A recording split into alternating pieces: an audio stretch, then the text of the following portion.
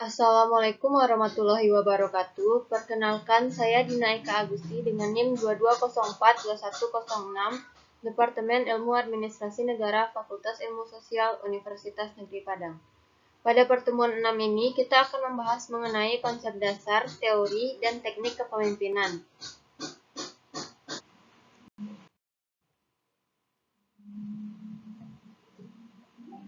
Adapun indikator yang akan kita bahas yaitu konsep dasar kepemimpinan, teori kepemimpinan, dan teknik kepemimpinan.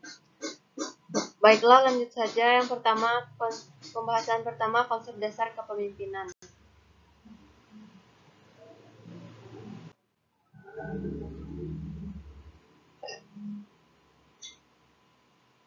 Konsep dasar kepemimpinan.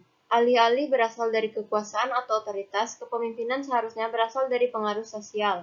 Lantaran melibatkan pihak lain untuk melakukan kegiatan, kepemimpinan sudah pasti juga membutuhkan keberadaan orang lain. Seorang pemimpin harus memiliki tujuan yang kuat, bukan hanya memberikan pengaruh tanpa adanya hasil yang diharapkan. Dalam hal ini berlaku pula konsep influencing menurut Simon Sinek. Proses kepemimpinan tidak berbicara mengenai kepribadian, gelar, atau bahkan atribut, sehingga siapapun berpeluang menjadi pemimpin asalkan dapat melakukan tanggung jawabnya secara efektif. Lanjut ke pembahasan kedua mengenai teori kepemimpinan.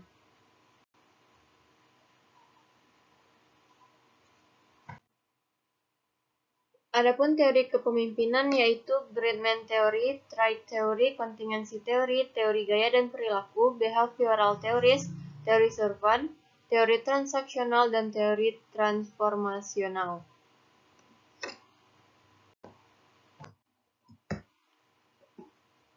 Teori Greatman Theory merupakan atau dikenal sebagai teori orang hebat, membuat asumsi bahwa sifat kepemimpinan dan bakat-bakat kepemimpinan dibawa seseorang semenjak orang tersebut dilahirkan.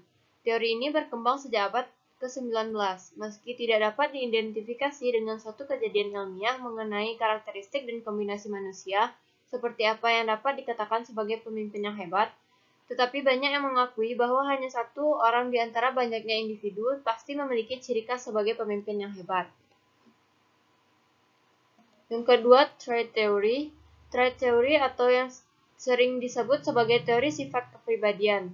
Ini meyakinkan bahwa orang yang dilahirkan atau dilatih dengan kepribadian tertentu akan menjadikan mereka unggul dalam peran kepemimpinan.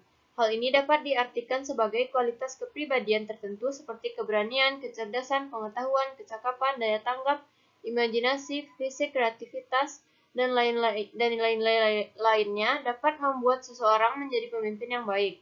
Teori kepemimpinan ini fokus terhadap analisis karakteristik mental, fisik, dan sosial guna mendapatkan lebih banyak pemahaman dan pengetahuan tentang karakteristik dan kombinasi karakteristik yang umum di antara para pemimpin.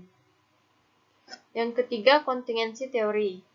Teori kontingensi atau yang berasal dari kata kontingensi teori menganggap bahwa tidak ada cara yang paling baik untuk memimpin dan menyatakan bahwa setiap gaya kepemimpinan harus didasarkan pada situasi dan kondisi tertentu. Teori kontingensi juga sering disebut dengan teori kepemimpinan situasional. Atas dasar teori kontingensi ini, seseorang mungkin dapat berhasil tampil dan memimpin dengan secara efektif pada suatu kondisi, situasi, dan tempat tertentu. Namun kinerja kepemimpinannya berubah sesuai dengan situasi dan kondisi yang ada. Apabila pemimpin tersebut dipindahkan ke situasi dan kondisi lain atau ketika faktor di sekitarnya telah berubah pula. Yang keempat, teori gaya dan perilaku. Teori kepemimpinan yang berdasarkan gaya dan perilaku disebut sebagai kebalikan dari teori The Greatman. Teori berdasarkan gaya dan perilaku menyatakan pemimpin hebat dibuat, bukan dilahirkan. Teori kepemimpinan ini fokus pada tindakan seorang pemimpin, bukan pada kualitas mental atau sifat atau karakter bawaan dari orang tersebut.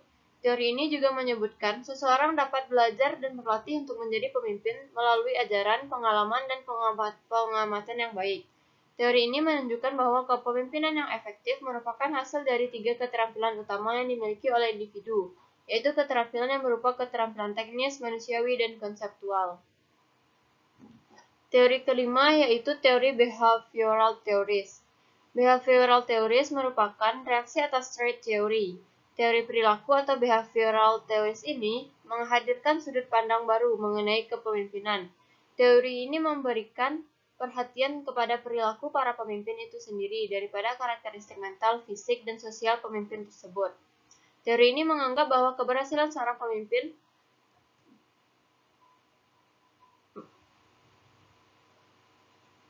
ditentukan oleh perilakunya dalam melaksanakan fungsi-fungsi kepemimpinan, dan perilaku tersebut dapat dipelajari atau dilatih. Selain itu, teori ini menganggap bahwa kepemimpinan yang sukses adalah kepemimpinan yang berdasarkan pada perilaku yang dapat dipelajari.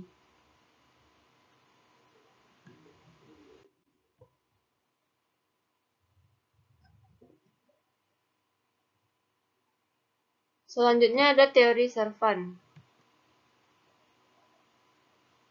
Teori kepemimpinan Servan atau dalam bahasa Indonesia disebut sebagai pelayan, pertama kali diperkenalkan pada awal tahun 1970-an. Teori ini meyakini bahwa seorang pemimpin yang baik adalah pemimpin yang bertugas untuk melayani, menjaga, dan memelihara kesejahteraan fisik, serta mental pengikut dan anggotanya. Gaya kepemimpinan ini cenderung fokus untuk memenuhi kebutuhan pengikut dan membantu mereka menjadi lebih baik dan mandiri dan berwawasan yang lebih luas. Pada teori ini, pemimpin yang baik juga diharuskan bisa bersimpati dan dapat meredakan kecemasan yang berlebih pada pengikutnya. Teori ini menunjukkan bahwa tugas seorang pemimpin adalah berkontribusi pada kesejahteraan orang lain sebagai bentuk pertanggungjawaban sosial.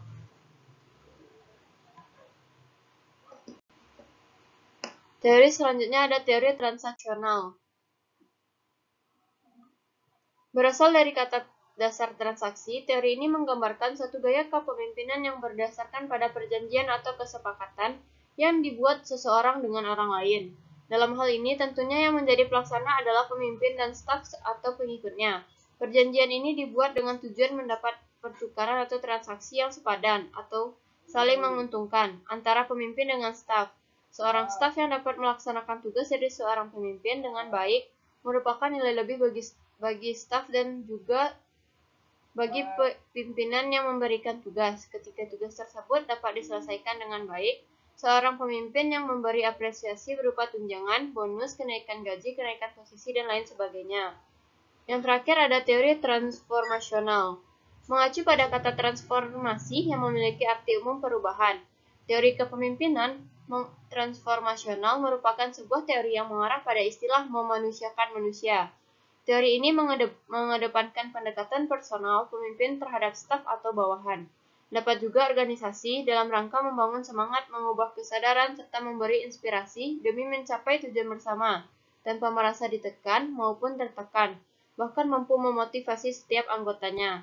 Gaya pemimpin transformasional selalu ingin mengelola lembaga atau organisasi yang dipercayakan kepadanya dengan lebih efektif dan efisien.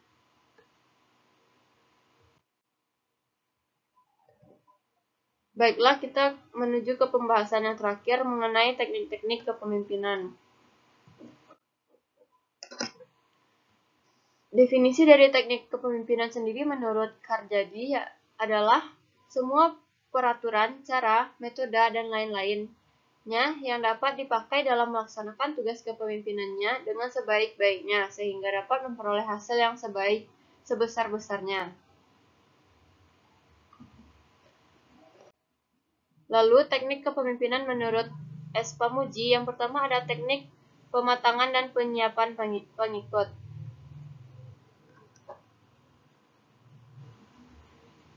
Pemimpin dalam pelaksanaan kepemimpinan harus berusaha melakukan pematangan dan penyiapan pengikut, agar para bawahan dapat mengikuti keinginan pemimpin di dalam proses tujuan organisasi. Pada dasarnya, pematangan dan penyiapan pengikut dapat dilaksanakan melalui teknik penerangan maupun propaganda. Teknik yang kedua yaitu teknik human relation. Yang dimaksud dengan teknik human relation adalah rangkaian atau proses kegiatan memotivasi bawahan melalui pemberian motivasi atau dorongan agar mau bergerak ke arah yang dikehendaki. Pada dasarnya, setiap manusia apabila memasuki suatu organisasi, baik yang bersifat formal maupun non-formal, akan mempunyai motivasi yang baik terlepas bagaimana memenuhi kebutuhan hidupnya.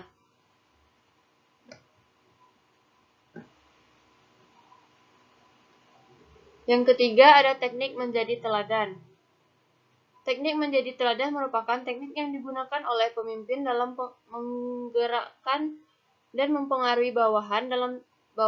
Dalam teknik ini, seorang pemimpin berusaha menjadikan dirinya panutan atau teladan bagi orang lain, sehingga bawahan akan mengikuti teladan tersebut.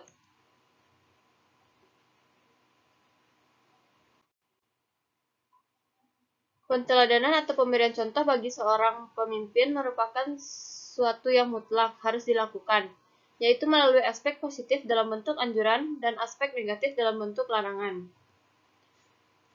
Teknik selanjutnya yaitu teknik persuasi dan pemberian perintah. Untuk mempengaruhi atau menggerakkan para bawahan, seorang pemimpin harus mampu melakukan persuasi dan pemberian perintah dengan baik. Persuasi bertujuan bukan untuk memaksakan, akan tetapi mempengaruhi sikap orang lain dengan cara yang halus dan tidak kasar atau dengan paksaan, sehingga dalam keadaan tertentu orang-orang akan bertingkah laku sesuai dengan yang dikehendaki oleh orang yang melakukan persuasi, namun sesuai pula dengan keinginannya.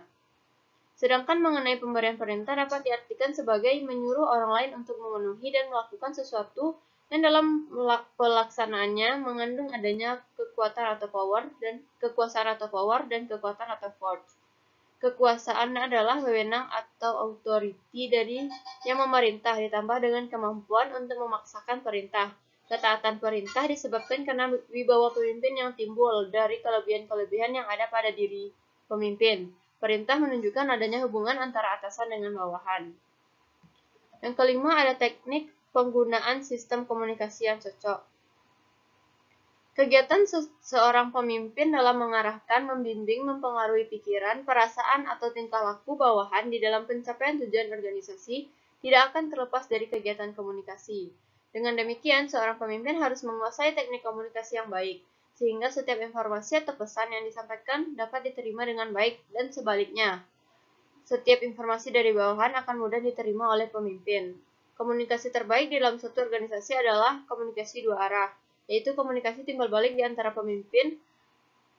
pimpinan harus memperlihatkan faktor-faktor sebagai berikut, yaitu bahasa yang digunakan, dasar pendidikan dari komunikasi, perbedaan latar belakang, kehidupan sosial bawahan, dan perbedaan kedudukan pimpinan, juga alat atau media yang digunakan. Lalu teknik terakhir yaitu teknik penyediaan fasilitas. Untuk meningkatkan kemampuan pegawai di dalam melaksanakan tugasnya, maka seorang pemimpin harus memperhatikan kebutuhan akan fasilitas kerja yang diperlukan oleh para pegawai, sehingga akan tercapai hasil kerja yang optimal. Adapun fasilitas-fasilitas yang harus diperhatikan oleh seorang pemimpin adalah sebagai berikut. Yang pertama, pemberian kesempatan untuk mengikuti pendidikan dan latihan agar terwujud adanya kecakapan serta peningkatan dari kemampuan pegawai. Yang kedua, penyediaan barang atau alat yang dibutuhkan dalam pelaksanaan pekerjaan. Yang ketiga, tempat kerja yang memadai. Yang keempat, pemberian waktu yang cukup dalam pelaksanaan pekerjaan. Dan yang terakhir, uang untuk keperluan pekerjaan.